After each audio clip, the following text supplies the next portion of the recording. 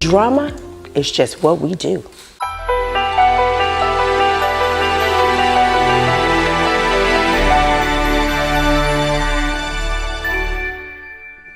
Welcome to Order in the Chaos. This is Casey, your host, and today we have a great guest that's going to be joining us, Jay and Marsha Coleman. They are going to be talking to us about relationships and marriages. And we know that the divorce rate is increased. People are saying that they're no longer interested in relationships anymore. And we believe that's because people do not know how to come together and build in a healthy way. So we're going to have someone who actually was in a relationship and came to marriage is going to share how they've done it, and maybe it can help you. We're going to have our special panel, Mr. Sean Shelley and Dr. Davion Wallace. And then also we have our co-host for today, Miss Rose. And then of course our special guest, Jay and Marsha Coleman. So join me as we start ordering some chaos.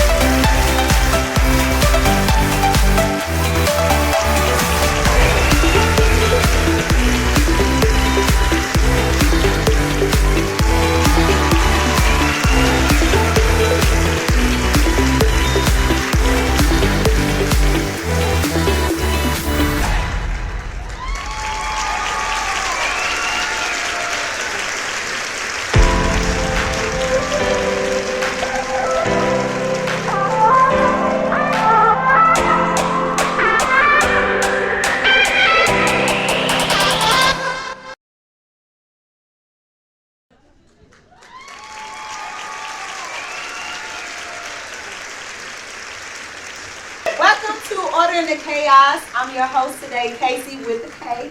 And today we have our special panel here. We have Dr. D and we have Mr. Shelley. We call him Sean Shelley. And we have our amazing co-host here today, Miss Rose. And we have a special guest, our special guest, where basically we're going to be talking about relationships and marriages. And this couple have been married for 5 years now. So let's welcome Mr. Jay and Marsha Coleman to Order in the Chaos. Yes, no problem. Well, I first want to ask you guys, can you tell us a little bit about you guys and how long y'all been married? Yeah. So, should I go first? Okay. So, yeah. Gentlemen. So, yeah. See, always. So, yeah, so Marsha and I, we've known each other for about 7 years now. Okay. And we're actually going on our 5th year of marriage this September. September 1st will be our official 5th year of marriage. Wow, that's cool. Guess what? Yeah. September 12th is our anniversary. September, you guarantee me? Get married or in September. No, and we originally met in the Midwest. We've been here in Texas for about 6 years. 6 years, and definitely glad we've been here. So Cool. glad we moved here from the Midwest. I'm originally from Michigan. She's originally from Illinois. Chi-town. D-town. You a neighbor, so it's okay. Oh, man. Yeah. Awesome. cool. That's Well, you guys, so we got a lot of questions from the social media world that a lot of people, when we put this topic up, they wanted to ask questions to people in relationships and marriage. So we want to hear from your perspective. And of course, we'll have our panel here. And then you, Rose, kick it in, drive it in. And so the first question is, how did you guys know you was ready for that commitment of marriage after being in a relationship? Oh, that's a great question. I'll let you start that one. Ladies first, he doesn't want to get in trouble. Yeah, ladies first. Wow, that was not what I was expecting. So I would say I felt like I was ready early on. I feel like sometimes you meet people, whether in relationship, it could be a friend where you just have an instant connection. Yeah. And when Jess and I met, I saw the stars, the moon, all that. So I was all in immediately. Okay. So I feel like ever since I met him, it was more like, it felt like bliss. It felt like something I hadn't felt before. Okay. And I almost felt like we were in a bubble. Yeah. And nothing else could penetrate this bubble. So we did things, when I met him, I did things totally opposite of my personality, to the point where some of my friends were just like, what's happening? You know, what's going on? Like, I was a planner. I had my step-by-step process of how I was going to do something, and I was very meticulous in how I was going to do things. And when I met him,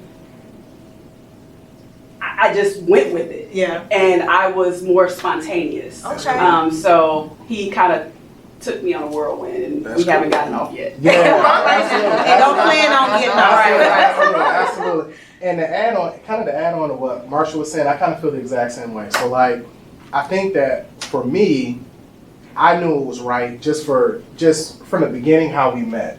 So I think that we met in a very comfortable setting, and we trusted the circle that was around us that introduced us.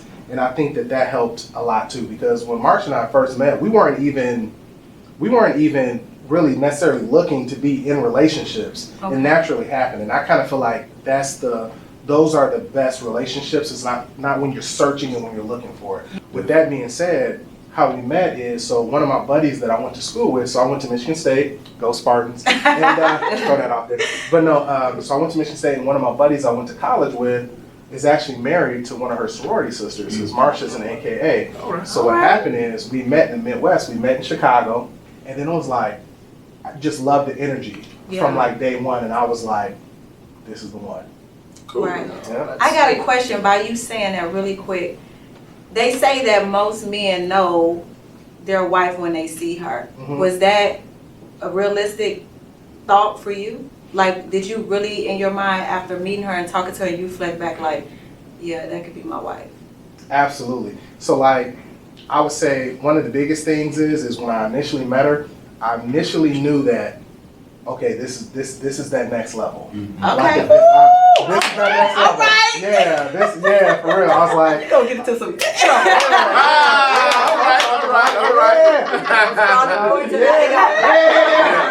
yeah. But I knew initially, I was like, this is the next level. And I said, you know what? This is worth taking that risk. After a year of being engaged, we got married. So when we initially met, a year after we met, we actually moved to Texas together. Like, we were just taking leaps and bounds. Right. And the risk has 100% paid off. Word up. You know, and I knew it. I felt it. It was just something that was just natural, that just kind of let me know that she was the one. Awesome. Yeah. Awesome. All right, well, thank you for staying tuned with Order in the Chaos. We got to pay a few bills here, so we'll be right back.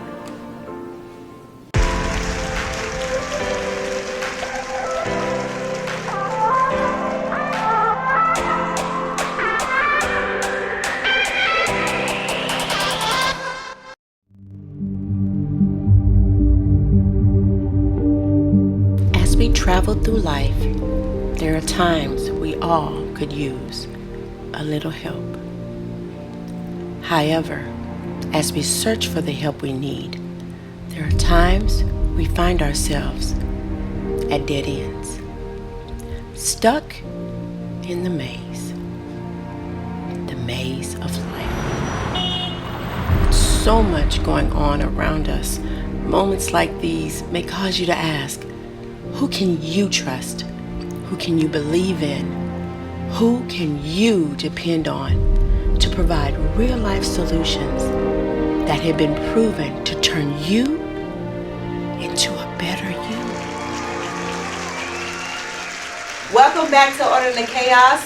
So we're talking about relationships and marriages here with Jay and Marsha. So going into the next question, I believe, did any of the panel have anything anyone I have a quick thing I want to say, because I know the relationships are the foundations of all things. And so before you can move to marriage, how do you distinguish the difference between the person that you're in love with, or a business relationship, or just friendship? How did y'all establish that as far as relationship goes?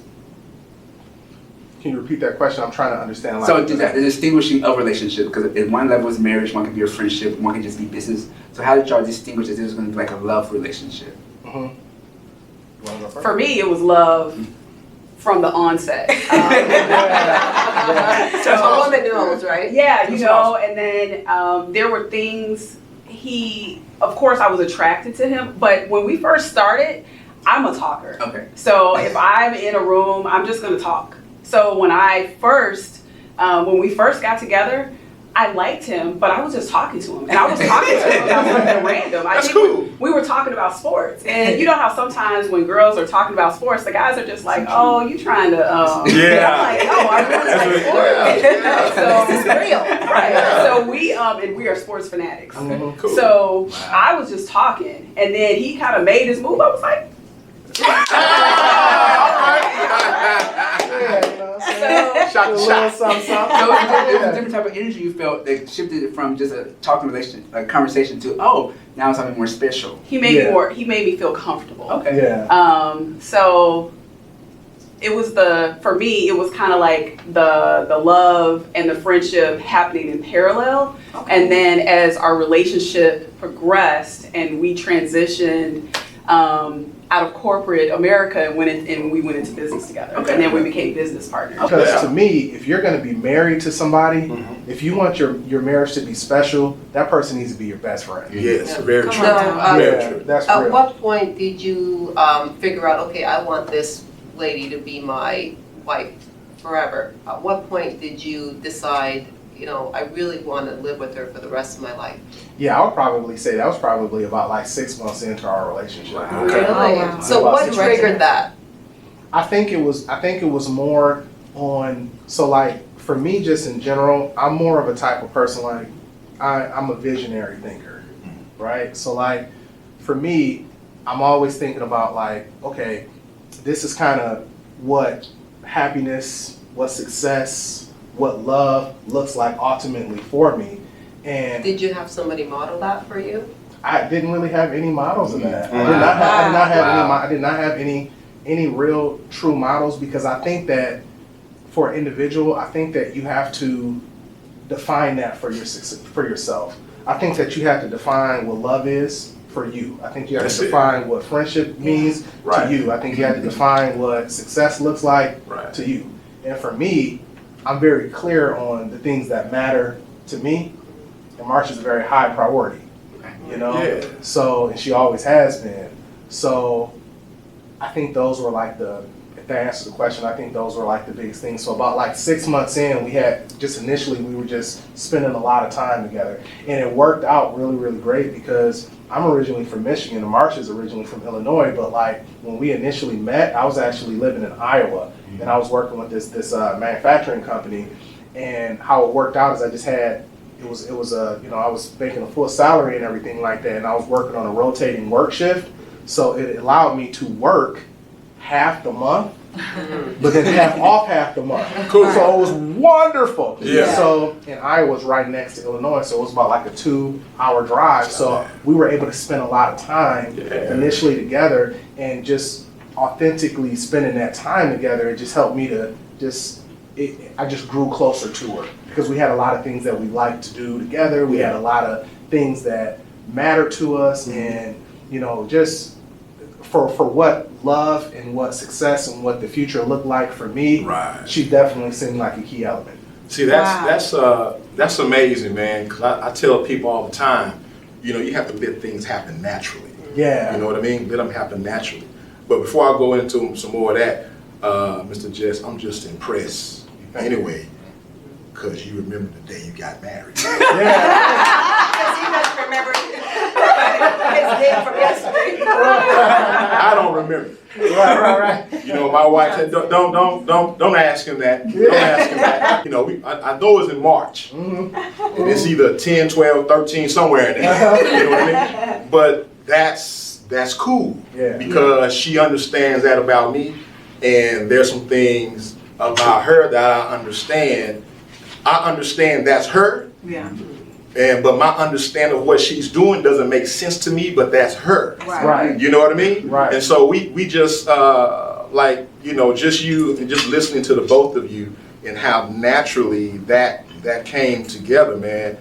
That's just amazing, man. Thank you. You can't go wrong with that. Yeah. You know what I mean? And I think in a marriage it is so important to be friends. Absolutely. Or to like each other. Yeah. You understand what I'm saying? Like each other. Yeah, just really, man, really, because how society, sees marriage and how it's supposed to be. Like me and Dr. D was talking in the room a few minutes ago. We have to be careful. I think I shared it with you as well. We got to be careful and be comfortable with living outside of what's required by society. Come on now. Woo. That's the honest truth right there. You know what I mean? Yes, sir. So yeah, man, just being friends and you guys just letting that thing happen naturally. That's amazing, man. Yeah. And I think one of the things for me, was even though we stepped outside of the box, for me personally, I also had to get rid of some outside influences in order for us to really do us. Yeah. That's good. Yeah. So I think that, I don't know if we Yeah. would have made it as quickly or even in the manner that we did if we would have stayed where we were. We needed to come. Yeah. So that's the point we were making in the other room, because how biblically we're taught, you leave your mother and you cleave to your new spouse. But what we forget is we lose our identity, our individuality. And we form this new substance called marriage, but we have no value based on our individual self. So when you become an individual and then you blend as a marriage, you have still individuality, but then you have marriage values. Right. Come So on now. you're building on something because of you, but you're cleaving off of your parents' traditions, where society is saying, Yes. and it creates that statistics of that 50% of all marriages fail within the first year. Right. Because now you're not building off yourself. Right. And you're not challenging the norm. So I'm so grateful for this conversation, being a single male. What you're sharing, because that's the possibility that life can be built in that uncomfortable space. Absolutely. Yeah, right. And I think that, and on to your point, I think that that's very, very critical, because when we have a house and everything now, but when we first met, and we were deciding to come to Texas and stuff like that, very easily we could have stayed in the Midwest. And I think that it's very critical early in a marriage to define teamwork, Yes. right? Okay. So like what I mean by that is, so I think that this is just me, this is controversial. That's the real. This is what I think.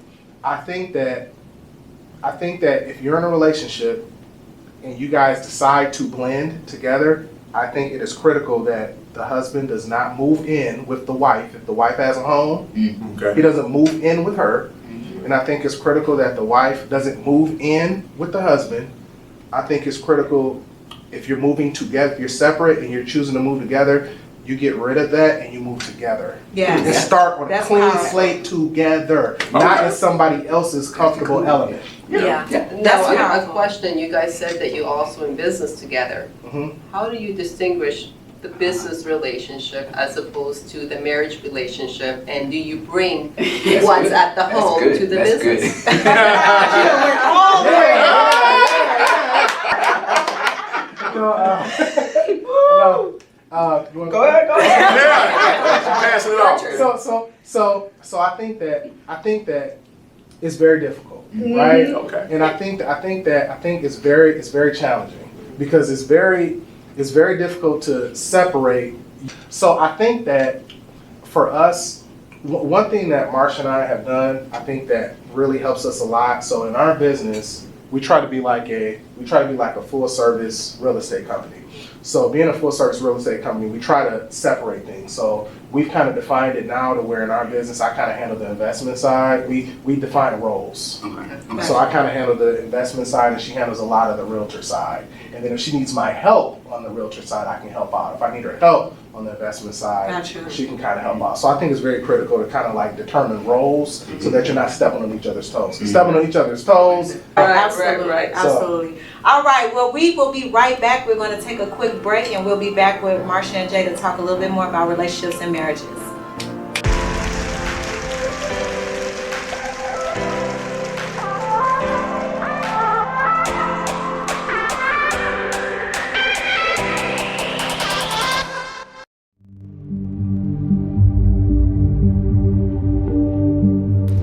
travel through life, there are times we all could use a little help. However, as we search for the help we need, there are times we find ourselves at dead ends, stuck in the maze of life. With so much going on around us, moments like these may cause you to ask, who can you trust? Who can you believe in? Who can you depend on to provide real-life solutions that have been proven to turn you into a better you?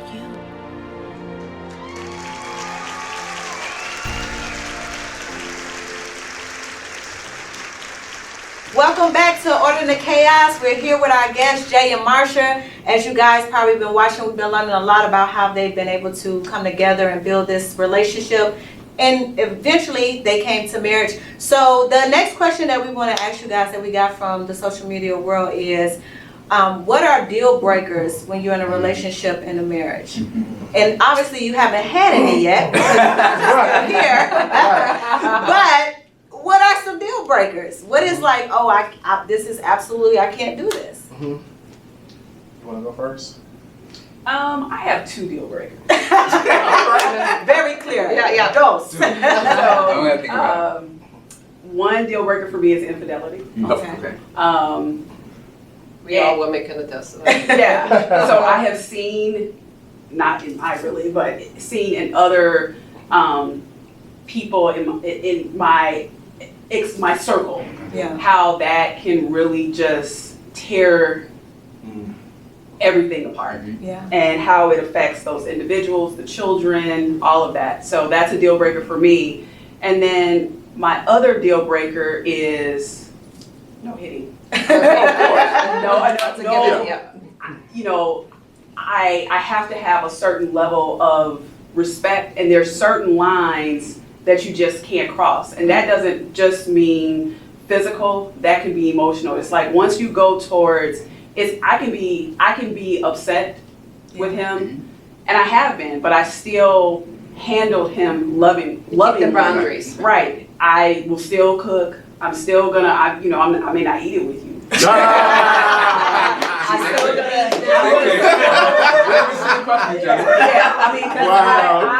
I will go silent. I will go mute. Like I can go without talking. Shut down completely. That's my MO. Yeah. Him, he's totally different. So, but whether I'm happy or whether I'm sad, no one outside of our house is going to be able to know that. Okay. I'm not going to live my life on social media. I'm not going to put it out there. We're going to have to deal with it, but I'm going to respect him. I'm going to respect our marriage, and I want that in return. Yeah. That is what I require. Yeah. And I have 3 things. She might not know about the third. So just so you guys can help me out, just in case it slips my mind, I'm gonna say the 3 things now. So communication, Okay. kids, money. These are deal breakers? Deal breakers. Okay. Deal breakers. Okay, please elaborate. Yeah. So communication. So one of the key things for me is I'm a firm believer that you have to be able to talk and communicate through some of your issues, right?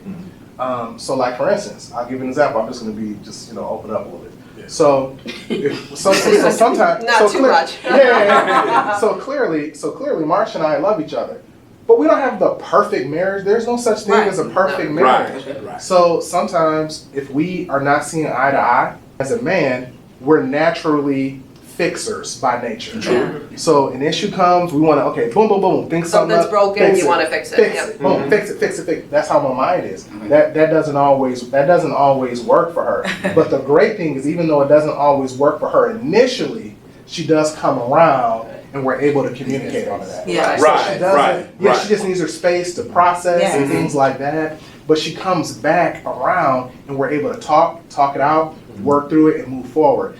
If she was one of the type of people that just say, got upset and then held a grudge and didn't want to communicate, Yeah. that would be a deal breaker for me Gotcha. because how can you move forward if you're Yeah. not working Right, through the issue right, or just right. holding on to it, right? So she comes around. So that's one thing. So communication. Communication is very, very key for me because when we're communicating effectively, that's when I'm my happiest. And when I'm my happiness, I can bring happiness into the marriage. Yeah. Yeah. If I can bring happiness into the marriage, then that means I can share that happiness with her. Right. And the Come whole on. household as Right. well. Yeah, the whole Everybody household. feels it. Right, everybody feels it. Yeah, he's big on peace in the household. Yeah, for real. That's my honest. sanctuary. Yeah, That's all right, man. Yeah, you know, That's all right. because it's like chaos. When you leave the house, chaos is everywhere. Chaos. Like the world is, yeah, this chaos is going everywhere. I mean, but when you come home, it's like that's where you want to be able to relax. So if there is chaos happening at home, that is not a recipe for a successful marriage. So you're ordering the chaos. Yes. Yeah. Yes. You want to deal with it. You want to put whatever's not in order. You want to put it in order. Exactly. Yeah. Because that's how we can operate on our highest levels. Gotcha. Yeah. You know, when you're at peace, that's More when you can that's when you can be your most productive. That's when you can blossom. That's when you can glow. But like when you're not like that and you're just angry and enraged and just not feeling like you're being heard or the communication's bad. Right. Right. That's not when you're being your best. You know what I'm saying? That's just when you're trying to cope. Right. Okay. Yeah. Okay. Yeah. Okay. What's your second one? So I had two more. It's kids. Kids and money. Money. So kids. So in our marriage, I actually had a daughter before Marsha and I got together. Okay. So, but now it's our daughter together, right? So my daughter, she's 19, she's in college, things like that. So obviously Marsha and I, we have been together for 7 years. So when she met, obviously my daughter was 12. Okay. So for me, obviously being a single dad at that point when we got together, I came from a household where I was raised by a single mom. Okay. So that was always very critical to me to say, for me personally, as a man or as a husband and accepting a wife, that my wife has to accept my child because my child is a part of me. Gotcha. You know, I think that's one thing for me in marriages that I see and in relationships that I see is people too many times feel like those are your kids. You know, those are your kids, these are my kids. In my opinion, again, this is controversial. All right. In my opinion, it should not be like that. Yeah. Right. If you Of course. want the connecting family unit, everybody needs to accept everybody. That's right. You know, I'm not saying you need to overstep your boundaries or things like that, but everybody needs to accept everybody. So that was a deal breaker for me. So I said, hey, I like this woman. I love this woman. I want to be with this woman. But if this woman can't accept my child, like as a nurturer, as a mother, Very that's important. a deal breaker for me because I came from an environment where I was raised by a single mom, and I always want my daughter to know that I'm there for her, even though me and her previous mom did not work out. Right. I always want my daughter to look back and be like, my dad was always there. Yeah. Gotcha. That matters to me. Of course. So because that matters to me so importantly, I need that to matter to my wife.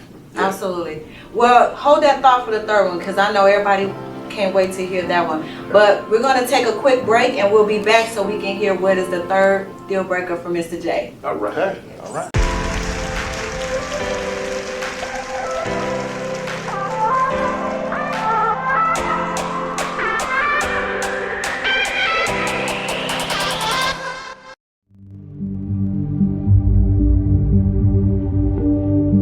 As we travel through life, there are times we all could use a little help.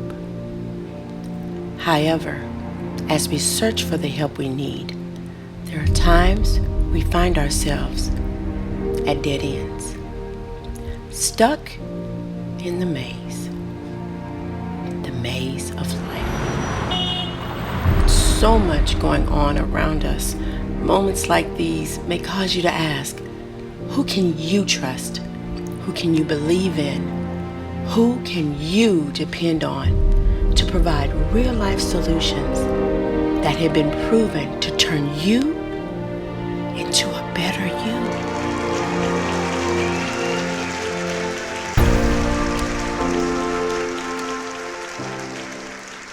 Welcome back to Orderly Chaos. So we are going to get right back to it. So as Jay was speaking, we were talking about what are deal breakers in a relationship and a marriage. So if you can share with us, what is the third deal breaker? Managing money.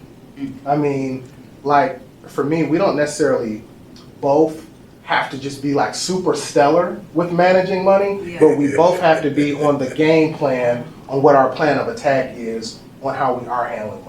Gotcha. Because like for me, so I'll be 43 this year. Oh, I'll be okay. 43 this year, and so I'm not a spring chicken. So by any means, by any means, but like what matters to me is I want to ultimately, I don't want to work until I die. Right. I'm actually planning strategically to try to retire early, so that way I can just kind of now use that time to help others and just get back to my family. Yeah. So for me, it's a different path. So for me, those dollars and how we spend them and how we use them and where they go, it matters to me because it's very strategic Gotcha. for me. I have Awesome. a quick question if I can throw in. So y'all talk about roles and deal breakers, but so when it comes down to that type of responsibility, how do y'all handle those so-called gender roles, cleaning the house, cooking the food? How does that work in your relationship? So I'll let you go first. Well, it's really simple. 9 times out of 10, I'm gonna handle what's inside the house, and he's gonna handle what's outside the house. Yeah. Okay. He will help. We can help each other in those areas, but generally, that's kind of how it works. Yeah, and we define that. Okay. Like that wasn't something that I think that it's bad for a man to just automatically assume, okay, you're the woman, so you cook, you clean, you do this, or the woman to say, hey, you're the man, so you do this, you do this. I think it's important for all those stereotypes and stuff like that when you're choosing to get married or to have a successful marriage, to leave all that stuff out and come together and just say, okay, now together, let's define what our norms are. Okay. Come on So now, first that's for me, awesome. like, What works I for love you? it. That's Yeah. awesome. Love it. Yeah. So what do you think has been the cornerstone of your marriage? Okay. So I think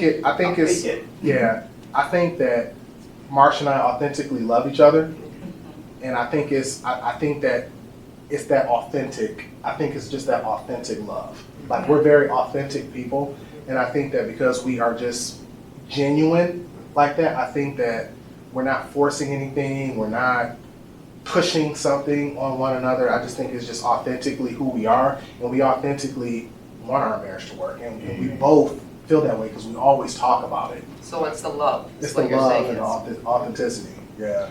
I think it's 2 things for me. I think it's the love, but I also think that we genuinely like each other. There you go. Yeah. Genuinely, You I can would- tell. So Don't they act like twins? like one of the things that I feel like is a cornerstone is we both love sports. Right. He loves basketball. I love football. Cool. And we love UFC. Genuinely like to do things together. We like Yeah. being around each other and we have fun. I would say, even when we're doing whatever, I don't want to just see him. I love his smile. I love to see him smile. But my ultimate is when he's, because I'm a jokester, when that tear comes down his eye, when he's laughing, I know I've done my job. You made him happy. Yeah. That's cool. Yeah. That's awesome. That's awesome. Okay, we have one more question for you guys before we wrap up here. Right. How do people in a relationship or a marriage build intimacy? Woo. Wow. Don't get too into it. Y'all bringing it. I mean, so I kind of think that the biggest thing is I think the small things go a long way. A long way. Like sometimes, so I think that it's naturally very, very easy in your marriage for sometimes, like even though you guys love each other to death, I think it's very easy for you guys to get a little distant because you might be focusing on something else, Yeah. like the business or whatever it may be or something like that. But I think that just paying attention to sometimes when you've maybe reeled out a little bit too far Yeah. and coming back and understanding your partner's love language. So like sometimes like I get very so sometimes I get very focused on the business. Like I'm just like in real estate because I'm a real estate investor, and I'm like I'm going hard in the paint. You know, I'm trying to break records. You know, Right. but then that single focus sometimes can cost a price because sometimes I'm not as connected with my wife during that time because my focus is so laser focused. So I think that it's coming back to that and talking and communicating with her. Maybe getting the flowers. Maybe saying, "Let me take you out to eat." You know, let me take you out to eat today. What do I want to eat? Yeah. What? She loves wings. So when he says, let's go get some wings, I'm like, I could be mad. I'd be like, okay. So wings is your That's makeup. cool. That's cool. That's cool. So can you define intimacy? Because a lot of people when they hear the word intimacy, they're thinking about sex. Mhm. So what can y'all define that so we can know what that looks like? No, that's what it is. No, I'm just He built it step by step. right. Build it step by step so I'm there. No, I'm just kidding. No, I'm just kidding. No, I think it's just, I think what intimacy is to me is, I think it's small actions that always make things feel fresh all the time. Mm-hmm. Like, even though my wife and I have been married, you know, for 5 years, I still like to take her out on dates. Yeah, for the truth. You know, like I still like to date my wife. Yeah, like, you know, definitely. so, you know, that's a big deal to me. So like intimacy is staying connected is what is more than anything. That's what that means to me, staying connected. You know, so whether that's a date, whether that's going out to get wings, whether that's flowers, whether that's when she's laying down, just kind of coming in there or whatever, and hey, she loves chest time. She likes laying on my chest. So whether that's like, hey, let me give you some chest time. Come on, hit a pop. Come on over here. Or sometimes, you know, I'll just give her a foot rub or something like that, you know, or I might go to the store and, you know, she does this too. She may go to the store, I may go to the store, and while we're out, we may bring each other something back. It can be something very simple. Right. Just to let you know, like, hey, even though I'm out here and I'm doing these things, you're still on my mind. Come on now. That's it, man. Yeah. For me. So. I would say for me, it's the connection as well, but it's the tools that you use to stay connected. So before we got married, we did the premarital counseling or what have you, and then that's when we really learned about each other's love languages. And our love languages are very different. And I think the key is you can love somebody, but you're not always going to love them the way that they need to be loved. So for me, my love language is gifts. But it doesn't have to be like a, you know, you know, like he went to the Family Dollar and brought me these hot, it wasn't the regular hot Cheetos, it was like these little petite balls. They were so good. I didn't make these, but I was just so like, oh, look at he was thinking about me or whatever. But it was a small little 50-cent gift. Yeah. But for him, it's quality time. Okay. So I'm not gonna come if I come to him with giving him something. He's just like, Like you. So it's the connection. It's more of she put some time and effort That's right. or whatever. Those are, Right. you know. So I want to make a memory. That's whether we're going on vacation. He's all about the memory. He will take 500 million photos or whatever. Wow. It's the That's memory. wild. So whatever I do to love him, I want to make it a good memory. Come on now. So the memory, real quick, to me is ultimately something that will stick with you forever, right? You look at, for instance, Kobe Bryant. Kobe Bryant left a memory, a legacy. Yeah. You look at Chadwick Boseman, Black Panther. He left a memory. You look at Nipsey Hussle. He left a memory. And like for me, the memory is what keeps those people that you love. That's what alive. It keeps them alive. It keeps them that memory. That's what they can thrive on. You know. So like for me, I'm really big on setting memories. That's awesome. Yeah. That's cool. awesome. That's cool, man. Good deal. Good deal. All right. Well, thank you guys so much for being here today.